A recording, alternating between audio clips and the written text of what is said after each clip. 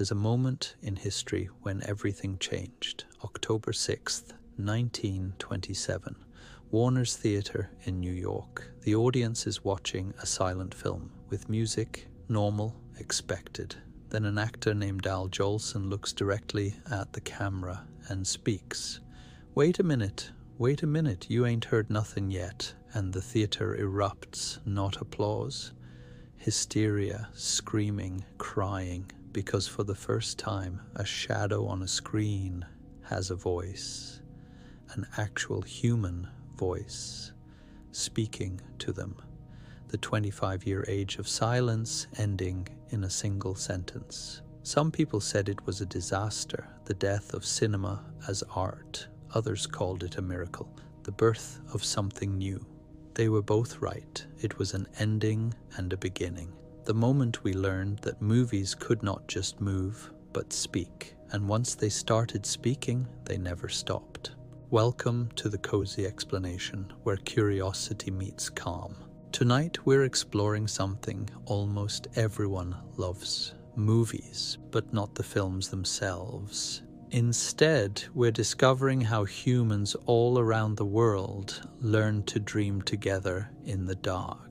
From Paris to Mumbai, from Tokyo to Hollywood, from Rome to Hong Kong. This is a global story, a human story. It's the story of how we captured light and movement, how we built palaces just to sit in darkness together, how we learned to make pictures move, then talk, then explode with color. We'll move slowly through time and space, through smoky basements in Paris, through grand movie palaces with velvet seats, through drive-ins under the stars, through video stores on Friday nights, all the way to the glowing screen in your hand right now.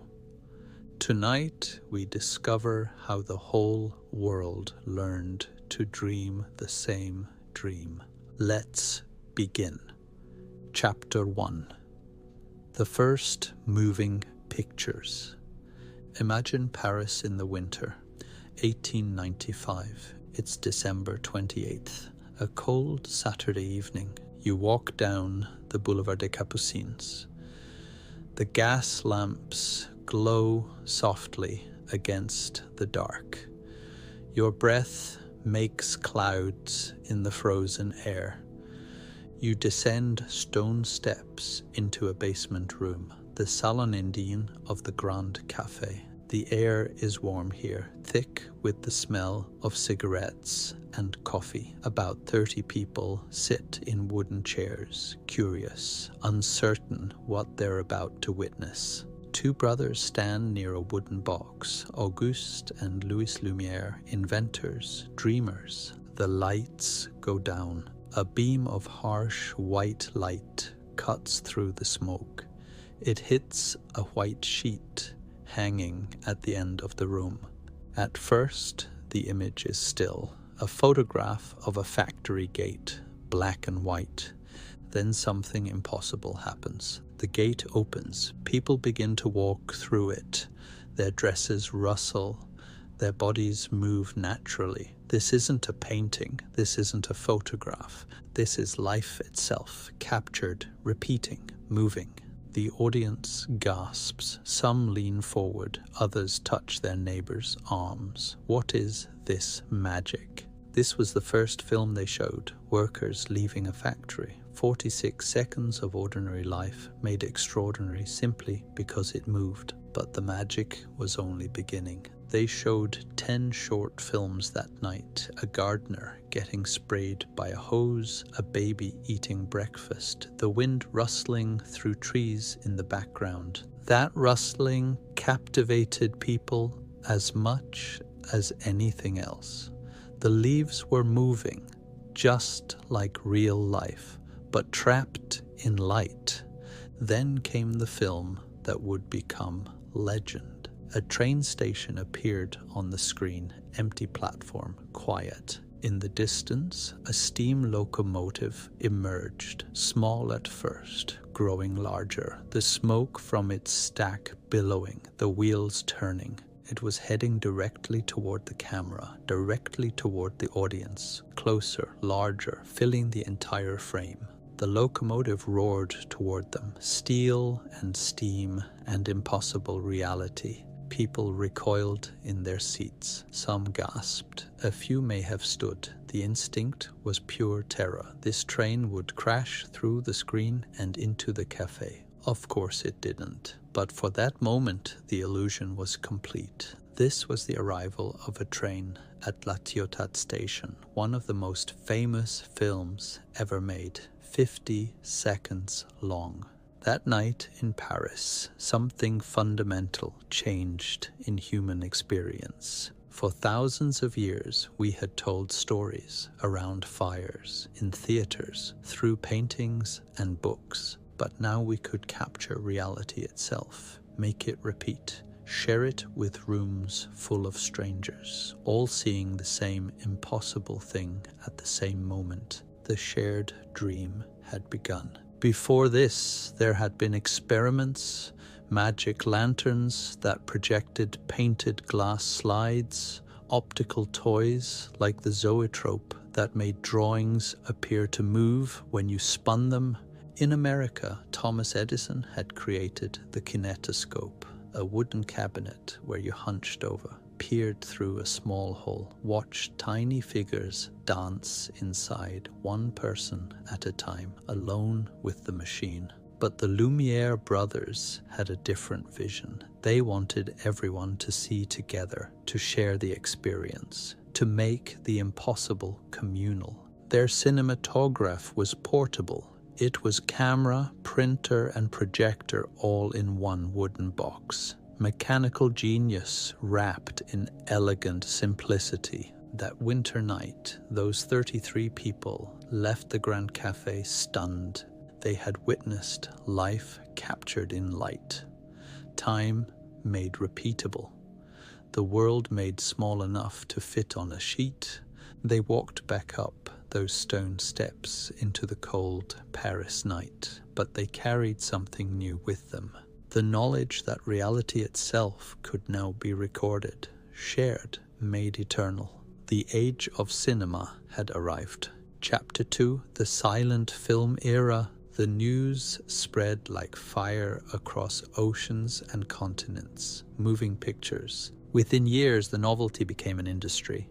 In America, the experience moved from elegant Parisian cafes to the gritty energy of working-class neighborhoods. Imagine walking down a busy street in Pittsburgh or Chicago. The year is 1905. You hear men shouting, barkers calling out, enticing you inside converted storefronts. For just one nickel, you can escape. These places were called Nickelodeons. Nickel for the price. Odeon from the Greek word for theater. You step inside. The room is long and narrow, cramped. The air smells stale. Sawdust on the floor. Bodies pressed together on hard wooden benches. Workers still in their factory clothes. Immigrants who speak 10 different languages. Children escaping the heat. The films are short, black and white, silent, but the room is never truly quiet. In the corner, a piano player hammers away. Fast ragtime for a chase scene, mournful melodies when someone dies. The music tells you how to feel.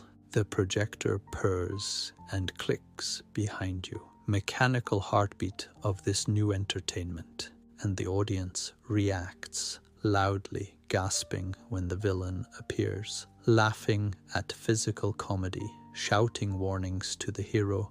For 5 cents, for 15 minutes, you could forget the factory, forget the tenement, forget the exhaustion. You could watch cowboys chase bandits across western landscapes. You could see exotic places you'd never visit. You could laugh at pratfalls and sight gags. The films grew longer, more complex, telling actual stories instead of just showing movement. And as the films evolved, so did the places that housed them. By the 1920s, something extraordinary was happening. The Nickelodeons were disappearing, being replaced by cathedrals, movie palaces. Imagine walking up to the Roxy in New York or the Chicago Theater. The year is 1925. The building towers above you, designed to look like a French palace or an Egyptian temple or a Spanish castle. Architectural fantasy made real. You step inside. An usher in a military-style uniform with white gloves greets you, guides you across carpets so plush your feet sink into them. The lobby glitters, crystal chandeliers, gold leaf covering every surface, velvet drapes, marble columns, oil paintings on the walls. This is a palace, and you are royalty. For the next few hours, you are treated like a king or queen. The air is cool, refreshingly cool. These are some of the first public buildings with air conditioning. The marquee outside promises Arctic breezes, 20 degrees cooler inside. In the summer, people come as much for the cool air as the movies. You enter the auditorium, and it takes your breath away. The ceiling is painted like the night sky, stars twinkling, clouds drifting. Some theaters even have machines that project moving clouds across the dome. The seats are wide, cushioned, upholstered in red velvet or deep blue plush, and at the front, the screen, enormous, framed like a painting in gold. Heavy curtains waiting to part. The lights dim. The crowd settles into expectant silence. Then the music begins. Not from a single piano anymore, from the mighty Wurlitzer organ, a massive instrument with multiple keyboards, hundreds of pipes, sound effects built in. The organist sits at a console lit by colored lights. Their hands dance across the keys, and the organ responds. Violin sounds, trumpet fanfares, drums, cymbals, bird chirps, boat whistles, car horns, thunder, wind, rain, all from this one incredible machine. The organist is performing the movie, giving it voice, giving it emotion, watching the screen and improvising, creating the soundtrack in real time.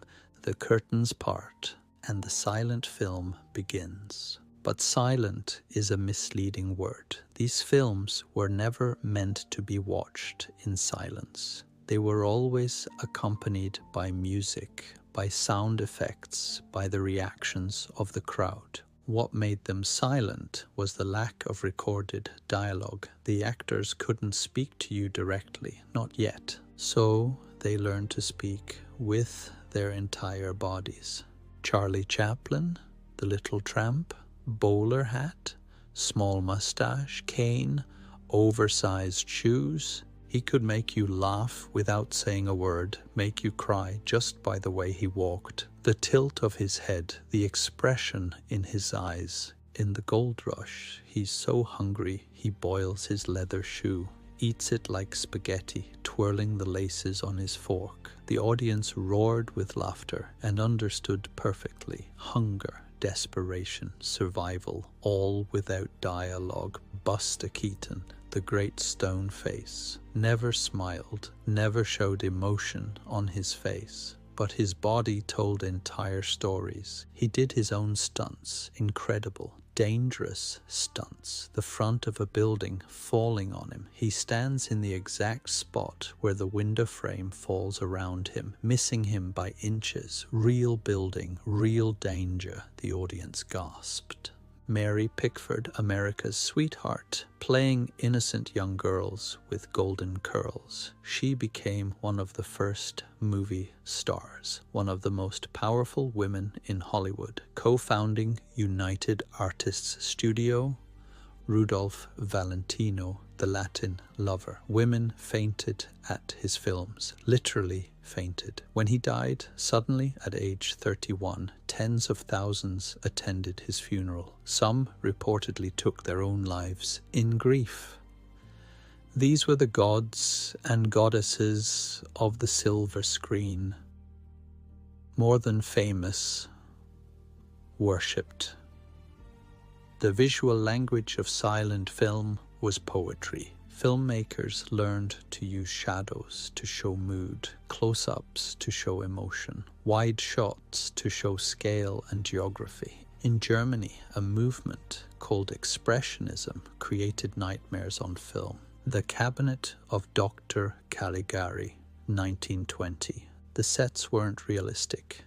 They were twisted, jagged angles, painted shadows that didn't match the lighting. Everything distorted, because the film takes place inside a madman's mind, so the world itself looks insane, bent wrong. The actors wore stark white makeup with dark, hollow eyes. They moved in exaggerated, unnatural ways, like living nightmares. This influenced horror films forever. The visual grammar of fear, shadow and distortion, the familiar made strange. Silent films also used color, not natural color, but tinted color. Entire scenes were dyed. Blue for nighttime scenes, amber or yellow for daylight, red for fire or passion or danger, green for mysterious or eerie moments. Some films were hand-painted, frame by frame, workers with tiny brushes adding color to clothing or objects. Imagine that patience, that dedication. The silent era developed a complete language, a way of telling stories that transcended spoken words. A farmer in Kansas could watch the same film as a factory worker in Paris. An immigrant in New York who didn't speak English could understand perfectly. The emotions were universal, the gestures clear, the stories told through images and music and the expressions on faces. It was a truly global art form from the very beginning, but change was coming. Technology was advancing, inventors were solving the problem of synchronized sound. The age of silence was ending. Chapter 3. Movies Learn to Talk. For years, the idea haunted inventors, talking pictures. If we can capture movement, why not sound? Why not voices? The technical problems were enormous. How do you record sound and picture together? How do you keep them synchronized? If the sound drifts even half a second, lips don't match words. The illusion shatters. And how do you amplify sound enough for a 1,000-seat theater? Loud enough that the person in the back row hears clearly? Many tried, many failed. Then in 1927, Warner Brothers made a gamble. They were a smaller studio, struggling. They needed something to set them apart, something spectacular. They developed a system called Videophone. The sound was recorded on a phonograph disc, mechanically linked to the film projector, synchronized by the projectionist who started both simultaneously. And they made a film called The Jazz Singer, starring Al Jolson, a famous entertainer known for his powerful voice. The film was mostly silent, with a musical score, traditional, safe, but it included sequences where Jolson sang and a few lines of spoken dialogue. October 6th, 1927, Warner's Theatre in New York City. The audience settled in, expecting a normal silent film with music. Al Jolson appeared on screen, performing in blackface, a deeply troubling practice of the time. He finished a song. The audience prepared for the next scene. Then Jolson looked directly at the camera, his eyes sparkling, full of energy, and he spoke. His lips moved, and sound came from the screen. Wait a minute, you ain't heard nothing yet. The reaction wasn't applause. It was hysteria. The audience erupted, screaming, cheering, some standing, some crying. For the first time, a shadow on a screen had spoken to them. Actually spoken, not through a title card, not through their imagination. An actual human voice, captured and reproduced. That moment changed everything. Within months, every studio was scrambling, converting to sound wiring theaters, creating talking pictures. The transition was violent, swift, merciless. Silent film stars suddenly found their careers ending overnight. John Gilbert, a romantic idol, dashingly handsome. Women adored him. His silent films made millions. But when audiences heard his voice, they were disappointed. It was higher than expected, didn't match his image. His career evaporated. Actors with heavy accents struggled. Clara Bow, the it girl. Her thick Brooklyn accent didn't fit her glamorous image. Some stars successfully made the transition. Greta Garbo. Her first talking picture was advertised with the tagline, "Garbo Talks." It was an event. Joan Crawford, Norma Shearer, they adapted, learned to speak for the camera, thrived. But thousands of musicians lost their jobs. Piano players, organ players, full orchestras, all replaced by recorded soundtracks. The filmmaking process changed completely. Silent cameras could move fluidly on tracks, on cranes, creating dynamic, flowing shots. But early sound cameras were loud, their motors whirred, so they had to be enclosed in soundproof booths, heavy, immobile boxes called ice boxes. Suddenly, films became static, stagey. The camera couldn't move much. Actors had to stay near hidden microphones, often hidden in flowers on tables, or telephones, or lamps. Directors had learned the visual language of cinema. Now they had to relearn everything with sound. But audiences didn't care about the technical struggles. They were thrilled the world on screen now sounded like the real world. The slam of a door, the roar of a car engine, the whisper of lovers, the crack of gunfire. Dialogue crackled with wit. Gangsters spoke in tough slang. Detectives traded quips. Musicals burst into glorious song. The talkies had arrived, and there was no going back. The golden age of Hollywood was beginning. Chapter 4. The Golden Age of Hollywood. With sound established, the American film industry transformed into a dream factory, an empire of imagination. 5 major studios ruled: MGM, Paramount, Warner Brothers, 20th Century Fox, RKO. This was the studio system: vertical integration, total control. The studios owned the lots where movies were filmed, sound stages the size of airplane hangars, massive backlots with permanent sets, Western towns, New York streets, European villages, all fake, all owned by the studio. They had actors under long-term contracts, 7 years, sometimes longer. The studios controlled everything: what films you made, what you wore, who you dated, even your name. Archibald Leach became Cary Grant. Norma Jean Mortensen became Marilyn Monroe. The studio created your image. You became what they needed you to be. And the studios owned the theaters, hundreds of theaters across America. They made the films, distributed them, and screened them in their own theaters, controlling the entire process.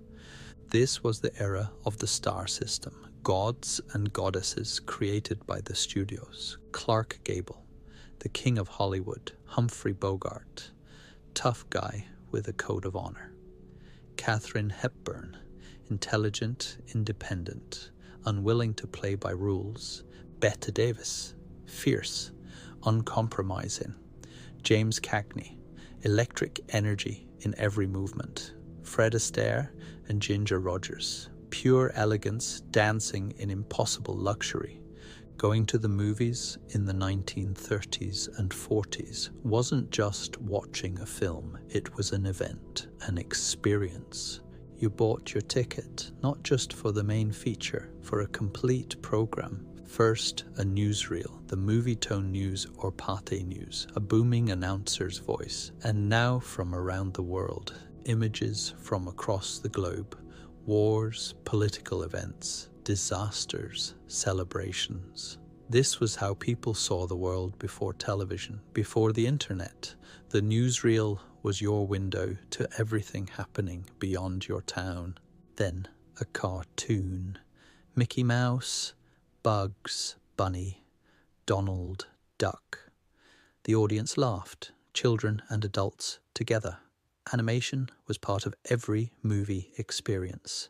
Maybe a short film, a travelogue showing distant places, or a comedy short, The Three Stooges, Laurel and Hardy.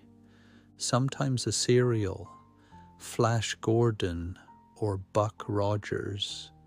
Science fiction adventures told in chapters. Each episode ending on a cliffhanger. Come back next week to see what happens. Children begged their parents to return. Then the B-movie, lower budget, second-tier stars, westerns, detective films, comedies, maybe an hour long, entertaining enough, but not the main attraction. Finally, the feature film, the A-picture, the big stars, the big budget, the reason you came. You got all of this for 15 cents during the Depression, for a quarter by the 1940s, and the Depression made the movies more important than ever. Outside, the world was desperate. Unemployment, bread lines, dust storms turning farmland to desert. But for 15 cents, for 2 hours, you could escape. You could watch Fred Astaire and Ginger Rogers glide across gleaming ballrooms in white tails and shimmering gowns. Pure luxury, pure fantasy, pure elegance. You could watch the Marx Brothers create chaos and comedy. Groucho's rapid-fire wit, Harpo's anarchic pantomime, making you laugh until your sides hurt, making you forget. You could watch Shirley Temple's optimism and innocence, her curls bouncing as she sang and tapped. Everything would be okay. Her smile promised it. The movie palace became a refuge, air-conditioned, cool, plush seats, magnificent surroundings. For a few hours, you weren't poor, you weren't desperate, you were royalty in a palace, watching stories that told you the world could be beautiful, that goodness could triumph, that love could conquer all. But the studios also operated under strict rules. The Hays Code, adopted in 1930, strictly enforced by 1934, a set of moral guidelines dictating what could be shown on screen. No profanity, no nudity, no suggestion of sex. Married couples had to sleep in separate beds. Even married couples, twin beds, crime couldn't pay. The bad guy had to be punished. No sympathy for criminals, no insulting religion, no interracial romance, no drugs. Kisses could only last so long. A few seconds. Cut away before it becomes passionate. These restrictions forced filmmakers to be clever. They learned to suggest what they couldn't show, through shadow, through implication, through dialogue full of double meaning. The screwball comedy was born. Fast-talking Battle of the Sexes films where the sexual tension was all subtext, all innuendo. Film noir emerged. Shadows striped across faces like prison bars, smoke swirling in dark alleys, moral ambiguity suggested through lighting and composition. The code tried to suppress darkness. Film noir found ways to show it anyway. 1939 is often called the greatest year in film history. Gone with the Wind, The Wizard of Oz, Stagecoach, Mr. Smith Goes to Washington, Wuthering Heights, The Women, Ninotchka, all in one year. Masterpiece after masterpiece. The golden age was at its peak, the dream factory running at full capacity, creating myths, creating stars, creating escapes from a troubled world. But while Hollywood was building its empire, the rest of the world was creating its own cinema, with different dreams, different stories, different magic. Chapter 5: Cinema Around the World. While Hollywood built its dream factory, the rest of the world was learning to dream in different languages. Cinema was never just American. From the beginning, it was global, universal, human. But each culture spoke this new language differently. Each brought their own voice, their own vision, their own soul. Let's travel around the world and discover how different cultures made the movies their own. Bollywood, Mumbai, India. Our first journey takes us to Mumbai, called Bombay then, on the western coast of India. Indian cinema began early, 1913, just 18 years after the Lumiere brothers. By the 1920s, India was producing hundreds of films every year in multiple languages: Hindi, Tamil, Telugu, Bengali. But Indian cinema wasn't trying to copy Hollywood. It was creating something entirely its own. In the West, films were divided into categories: comedy, tragedy, action, romance. Pick one, stay focused. But Indian audiences wanted something different. They wanted everything all at once. They called it masala, named after the spice mixture used in cooking, a blend of many flavors. A masala film would give you comedy, then tragedy, then romance, then action, then musical numbers, then drama, all in one 3-hour film. And that run time was important: 3 hours, sometimes longer, with an intermission halfway through. Going to the cinema in India wasn't a quick diversion. It was an all-day event, a celebration. The music was essential, central, not just background. In Hollywood, musicals faded after the 1950s. They became a specific genre, old-fashioned. But in Indian cinema, music never faded. Every major film had songs, multiple songs, lavish song and dance sequences. Because why just tell emotion when you can sing it, dance it, make it spectacular? The songs weren't interruptions to the story. They were the story. They were how characters expressed feelings too big for words. A character falls in love. The world transforms into a dream, mountains appear, flowers bloom, dozens of dancers appear from nowhere. The lovers dance through impossible landscapes. This is how it feels to be in love. Not realistic, but emotionally true. Here's a secret of Indian cinema. The actors you saw singing rarely sang. The industry used playback singers, professional vocalists who recorded the songs. The actors lip-synced on camera. Lata Mangeshkar, her voice became as famous as any actress, more famous. She sang for everyone, young heroines, older women. Her voice defined Indian cinema for decades. She recorded over 25,000 songs, making her one of the most recorded artists in history. The stories often focused on family, duty, sacrifice, respect for parents, the conflict between tradition and modernity. The 1950s, the golden age of Hindi cinema. Films like Mother India, 1957, a poor village woman struggling to feed her family, protect her children, maintain her dignity, despite poverty, despite drought, despite a husband who abandons her. It wasn't just a film. It was a mirror of the nation, newly independent, building itself, struggling, surviving. The mother became a symbol of India itself. Indian films were also seen as more culturally respectful than Hollywood.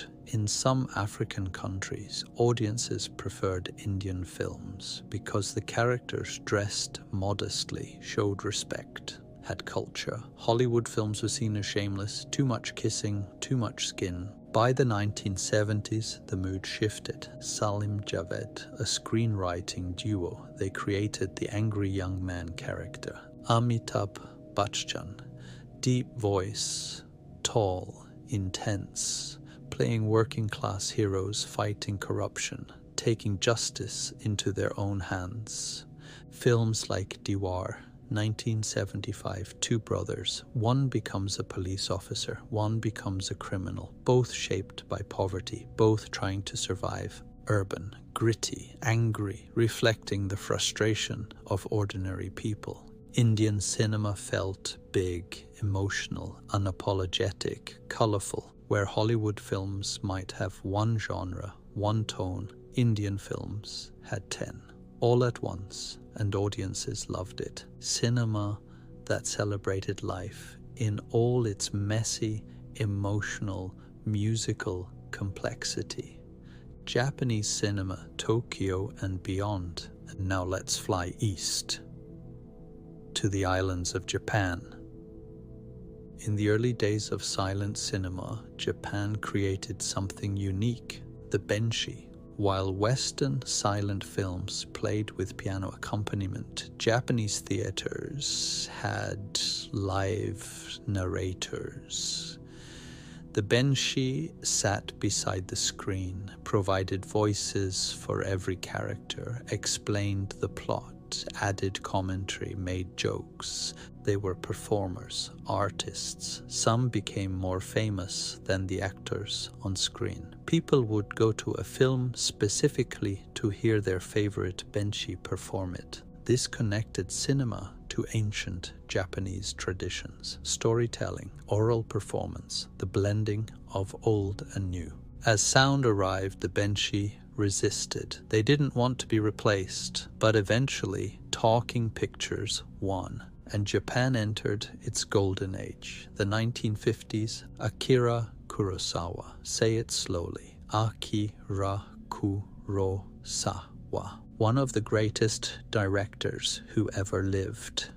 His films were bold, dynamic, powerful. He made samurai films, Jidai Geki, period drama set in feudal Japan. 7 Samurai, 1954. A village hires 7 warriors to protect them from bandits. Each samurai has a different personality, different skills, different motivations. 3.5 hours long, epic, sweeping, but also intimate, human.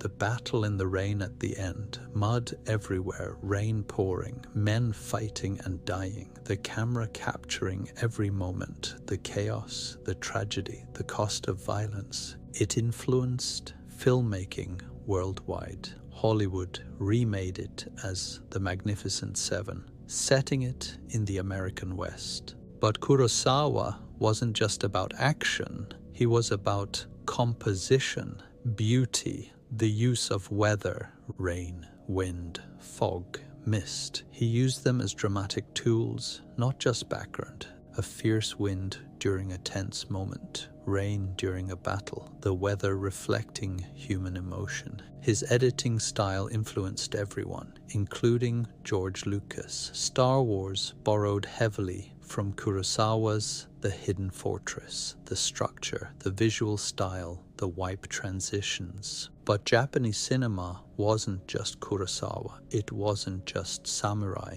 1954, Ishiro Honda created Godzilla, Gojira in Japanese. Not just a monster movie, an anti-nuclear drama, a film about the horror of atomic weapons. Remember, Japan experienced the atomic bombs. Hiroshima, Nagasaki, less than 10 years before Godzilla. The monster was created by nuclear testing. It represented nuclear fear, nuclear trauma, rising from the ocean to destroy Tokyo. The effects were suitmation, a man in a rubber suit stomping through miniature cities, but the emotion was real. The devastation, the helplessness, the fear. Godzilla became a global icon, spawning dozens of films, an entire genre, kaiju, giant monsters. Japanese cinema had a different rhythm than Hollywood, slower, more contemplative, more space. A single shot held for 30 seconds, letting you breathe, letting you think, letting you feel the moment. Silence had weight, meaning a long pause between lines of dialogue. The pause said as much as the words. This influenced art cinema worldwide, a different way of seeing, a different pace, making patience cinematic. European art cinema, Rome, Paris, and beyond. Now let's go west to Europe, where cinema became philosophy, poetry, revolution. After World War II, Italy was devastated. The studios were damaged. Money was scarce. So Italian filmmakers took their cameras into the streets. Italian neorealism, Roberto Rossellini, Vittorio De Sica, they hired non-professional actors, regular people from the towns. They filmed in real locations, not sound stages, and they told stories about the poor, the working class, the people struggling to survive in the ruins of war. Bicycle Thieves, 1948. A man needs a bicycle for his job. Putting up posters. His bicycle is stolen. He and his young son search all over Rome trying to find it. That's it. That's the plot. Simple, human, heartbreaking. No Hollywood ending. No hero saving the day. Just the desperate reality of poverty. It was cinema as truth, as witness, showing the world as it was, not as we wished it to be. To the north, France was brewing its own revolution. The late 1950s, young film critics writing for a magazine called Cahiers du Cinéma. They loved American films, John Ford westerns, Alfred Hitchcock thrillers, but they hated the safe, boring French films based on classic literature. They developed the auteur theory. The director is the true author of a film, not the writer. The director writes with the camera, and they decided to make their own films, breaking all the rules. The French New Wave, Jean-Luc Godard, François Truffaut, Agnès Varda. They used handheld cameras, running through the streets of Paris, making everything feel immediate, alive, spontaneous. They use jump cuts. The film jumps forward in time suddenly, disrupting smooth continuity, creating nervous energy. Characters talked directly to the camera, breaking the fourth wall, reminding you this is a film, this is art, not reality. Breathless. 1960, Godard's masterpiece. A small-time criminal on the run, an American student journalist. They talk about life, about philosophy, about nothing and everything. Filmed quickly, cheaply, with a camera stolen from a student film program, shot in real Paris cafes, real streets.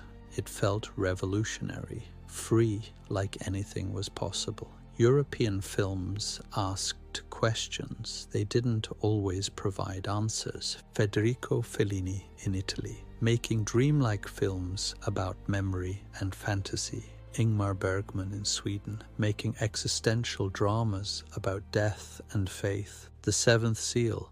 A knight plays chess with death. Simple, powerful, unforgettable. European art cinema proved that films could be more than entertainment. They could be poetry, philosophy, dreams captured on celluloid. Different from Hollywood spectacle, different from Indian musical exuberance, different from Japanese contemplation. Each tradition enriched cinema, made it deeper, more human, more true. Hong Kong action cinema, speed and grace. One more stop on our global journey, Hong Kong, the 1970s through the 90s. An explosion of action cinema. While Hollywood had gunfights and car chases, Hong Kong had something different. Martial arts films with incredible physical grace. Bruce Lee changed everything. His films weren't just action, they were philosophy. Movement as meditation. Fighting as a way to understand yourself, your body, your mind. Enter the Dragon, 1973.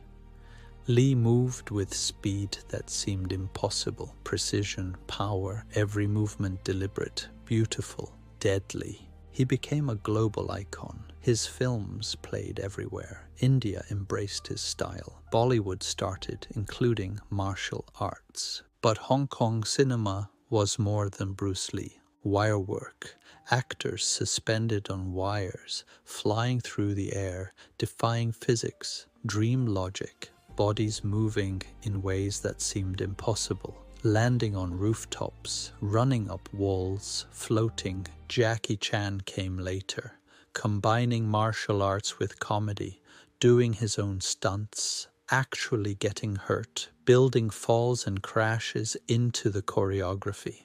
His films felt dangerous because they were real injuries, real pain, real falls from real buildings. John Woo brought style to violence. Slow motion, dual-wielding pistols, doves flying through frame during gunfights, action as ballet. Hong Kong cinema was physical storytelling, the body as language, movement as narrative. It influenced Hollywood deeply. The Matrix borrowed wire work directly from Hong Kong. Bullet time came from John Woo's slow motion, different again from everything else. Another voice in the global conversation. Cinema truly became universal. Each culture brought their own style, their own approach, their own dreams. Together they made movies richer, deeper, more human, more true.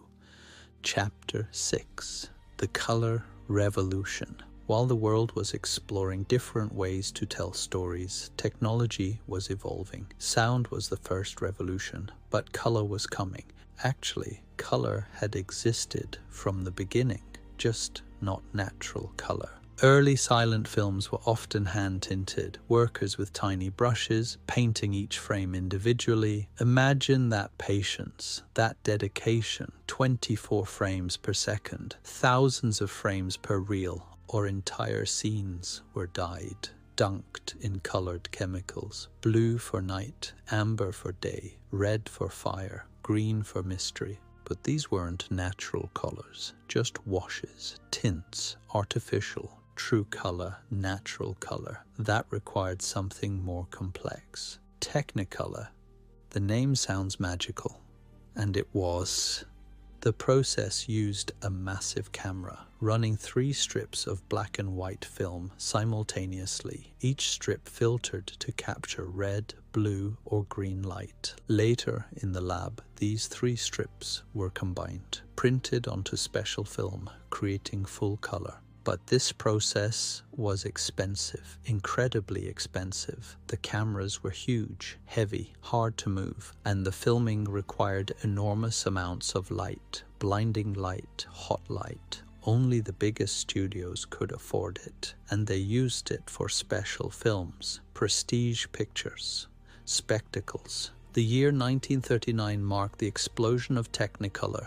2 films especially, The Wizard of Oz and Gone with the Wind. The Wizard of Oz created one of cinema's most famous moments. Dorothy's house lands in Oz. She opens the door. The film has been in sepia tone, brown, dull, like old photographs. She steps through the door, and suddenly, explosively, the world becomes color. Vivid, saturated, impossible color, yellow brick roads, emerald cities, ruby slippers, blue sky so bright it hurts. Audiences gasped. Nothing had prepared them. The shock of seeing that transition, gray Kansas becoming vivid Oz. It wasn't just color, it was the transformation of reality into dream, made visible, made real. Gone with the Wind used color for emotion, for spectacle. The burning of Atlanta, red and orange flames filling the screen. The destruction felt visceral, real, terrifying. Scarlet's dresses, green, red, deep colors that showed her personality, her passion, her determination. Technicolor didn't just show the world as it was. It showed the world more vivid than reality. heightened, dreamlike. The reds were deeper, the blues richer, everything saturated, beautiful, fantastical. But filming in Technicolor was physically brutal.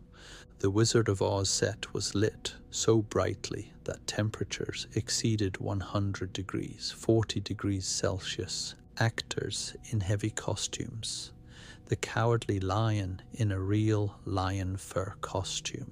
The Scarecrow covered in burlap.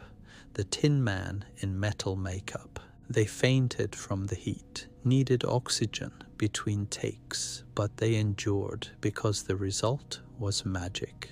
Different cultures used color differently. Bollywood embraced saturated, joyful color, the brightest reds, the deepest golds, vibrant greens and blues, color as celebration, as life, as emotion made visible. Japanese cinema used color more subtly, carefully, specific aesthetic choices, the exact shade of a kimono, the particular quality of light through paper screens.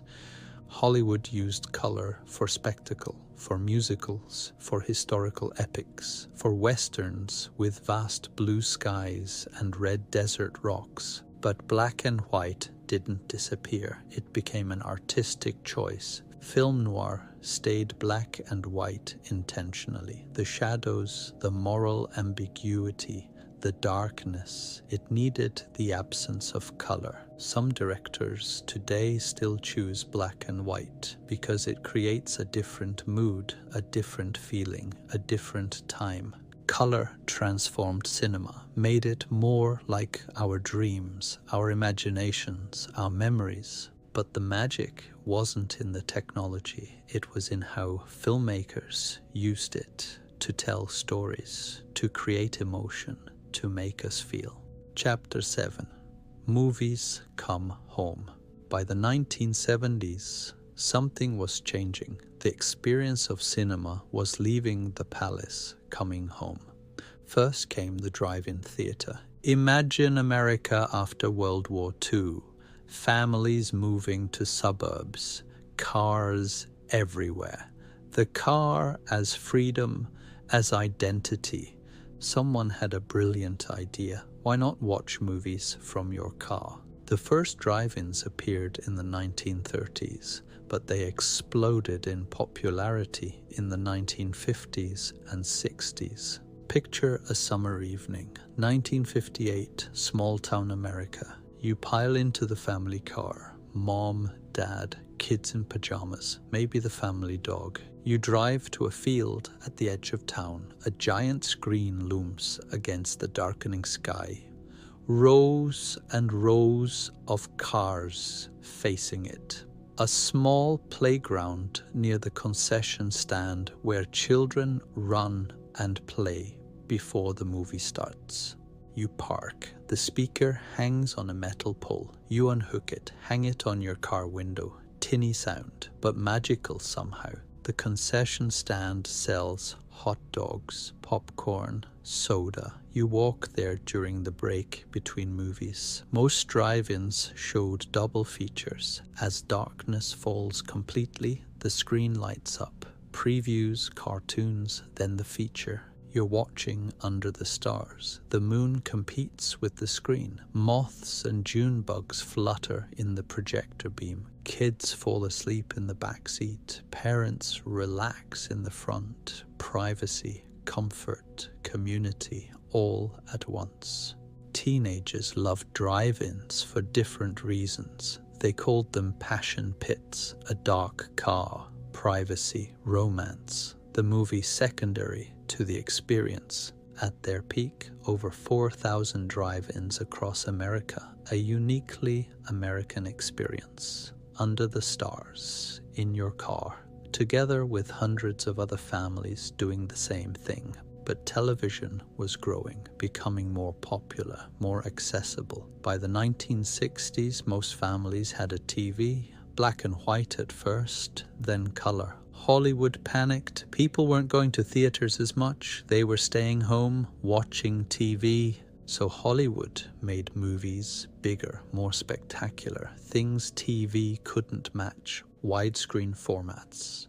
Cinerama using 3 projectors, creating a massive curved image. CinemaScope squeezing wide images onto standard film. 3D with special glasses, gimmicks like smell-o-vision, anything to make the theater experience special. And it worked. For big event films, Jaws in 1975. Spielberg created the summer blockbuster. Star Wars in 1977. Films too big for TV, too spectacular. You had to see them in theaters. But then came another revolution. The VCR, video cassette recorder. 1980s. Suddenly you could own movies, watch them at home whenever you wanted. The video rental store became a cultural institution. Friday night, the ritual.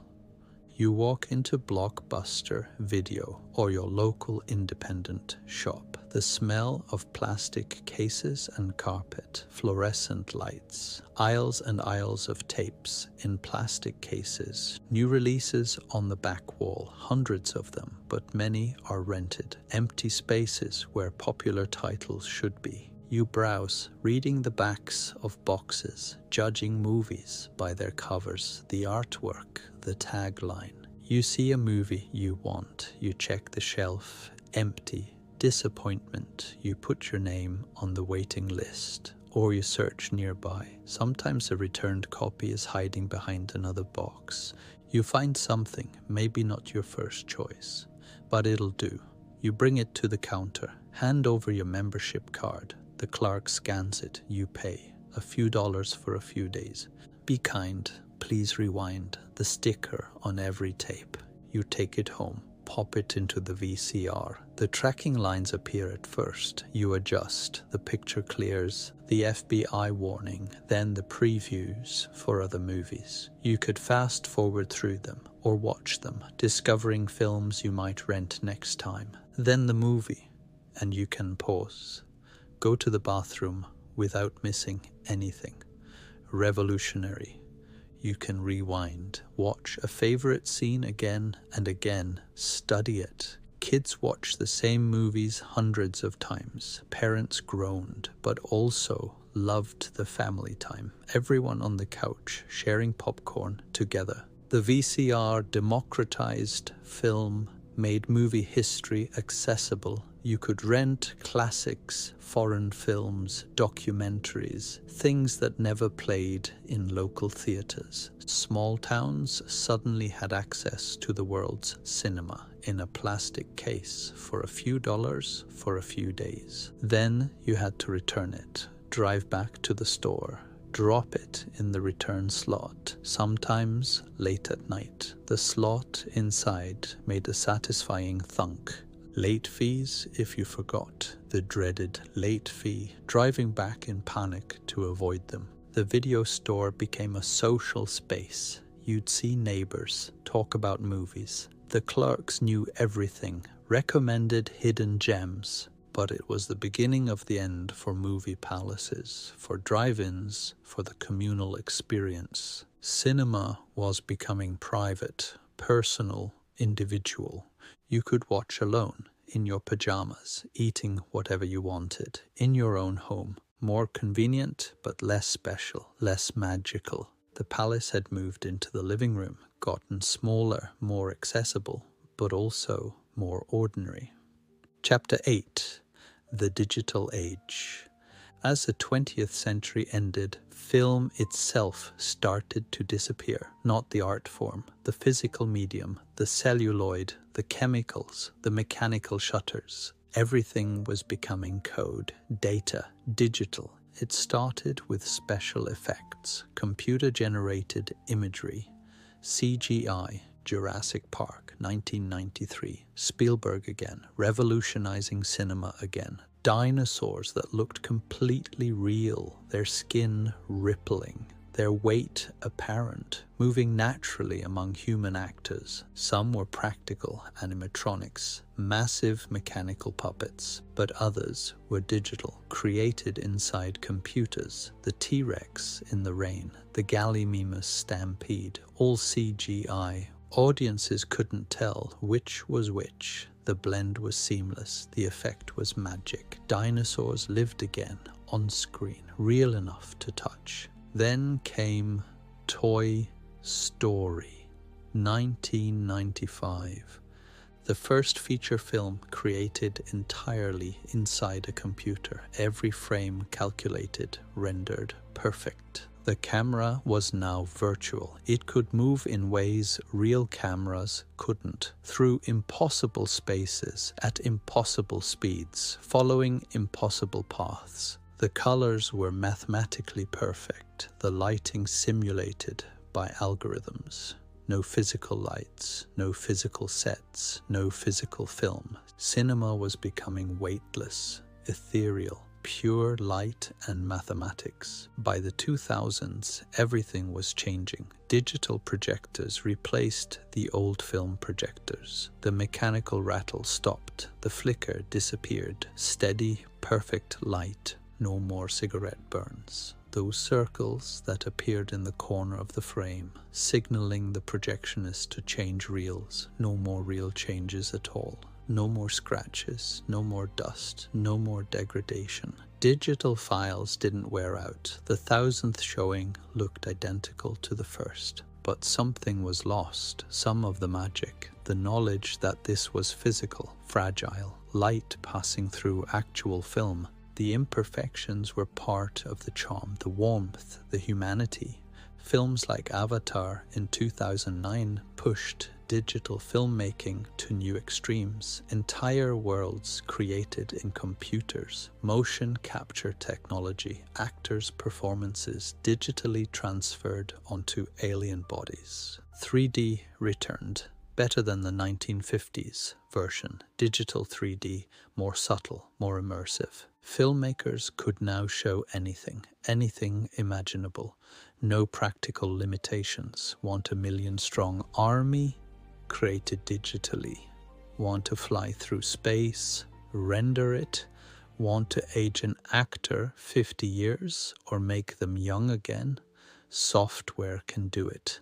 The line between photography and animation blurred, between reality and fantasy. Everything was becoming possible. Some celebrated this freedom, others mourned the loss of practical effects. Real stunts, real sets, physical reality. Both views were valid, but the biggest revolution was yet to come. Streaming, today and tomorrow. The internet changed everything. Again. Netflix started mailing DVDs in red envelopes. 2000, you'd get 3 at a time.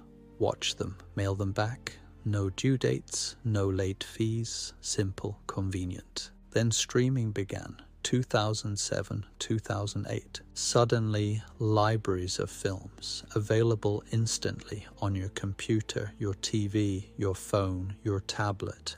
Amazon Prime, Hulu, Disney+, HBO, Max, dozens more, hundreds more worldwide.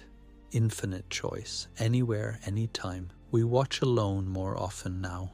On our phones during commutes, on laptops in bed, on tablets during flights. The communal experience has fragmented. We're all watching different things at different times, in different places, but we're also more connected than ever. A show drops, everyone watches, then everyone talks about it online. A new form of community, digital, global, instant. Korean cinema exploded worldwide. Parasite won Best Picture in 2020, the first non-English language film to win. A watershed moment. Squid Game became a global phenomenon overnight. Mumbai, Tokyo, Paris, New York, London, everyone watching, everyone talking. The internet broke down all borders, all barriers. World cinema became truly global, accessible, immediate. But movie theaters survived against all predictions. Some movies demand the big screen, demand the communal experience, demand the spectacle. Avengers, Dune, Avatar sequels, Top Gun Maverick, massive box office, long lines, sold-out shows.